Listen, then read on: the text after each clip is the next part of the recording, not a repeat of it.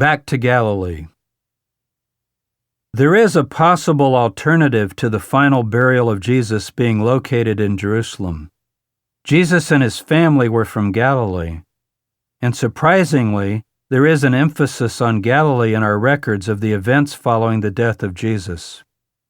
When one reads the New Testament Gospels, it sounds as though the tragic and brutal death of Jesus was hardly much of a shock or crisis at all.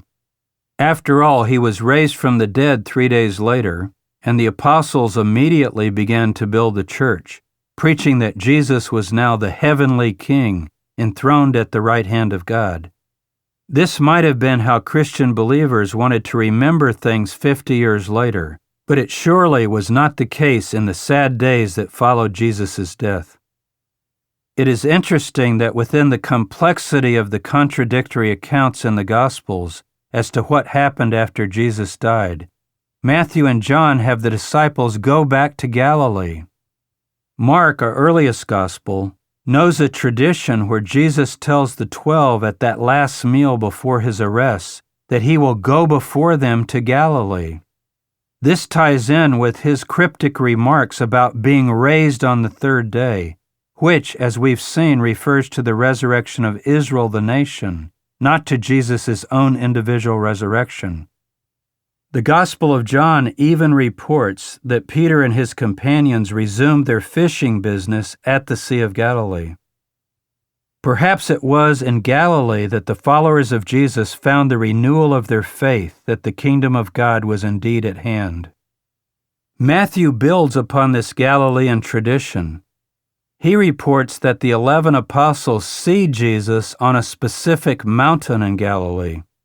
One wonders why Galilee and why this specific mountain. Is it possible that they might have been visiting Jesus' grave in Galilee, and Matthew's story is a recasting of an older tradition that ties the followers of Jesus to a mountain in Galilee where they experienced the presence of Jesus? Surprisingly, there is a tomb of Jesus that almost no one knows or visits in Galilee. The revered 16th century Kabbalistic rabbi Isaac ben Luria, known as the Ari, passed on a tradition that the grave of Jesus of Nazareth was located in the north in Galilee outside the city of Tsfat.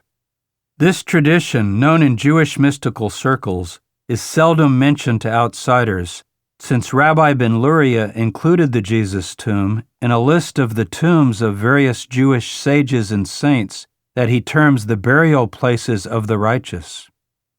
The location of the tomb is quite explicit, so some years ago I decided to drive up into Galilee and see if I could locate it. It turned out to be fairly easy to spot, up on a ridge overlooking the main highway. The tomb was not in a rock-hewn cave, but is level with the ground, piled with rocks and oriented toward Jerusalem to the south. Its appearance reminded me very much of the Essene graves found in the graveyard at Qumran, where the Dead Sea community lived.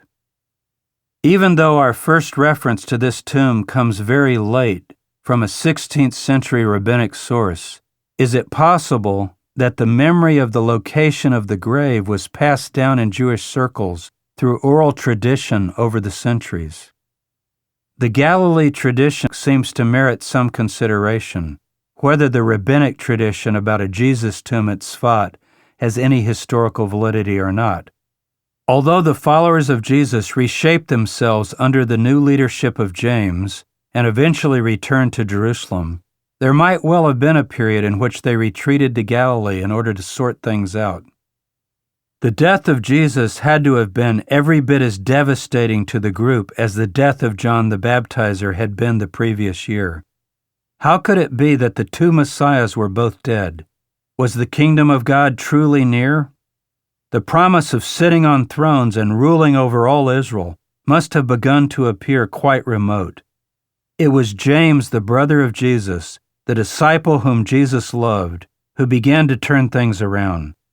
Jesus was dead, but his dynasty had survived, and the cause for which he lived and died was still to be realized.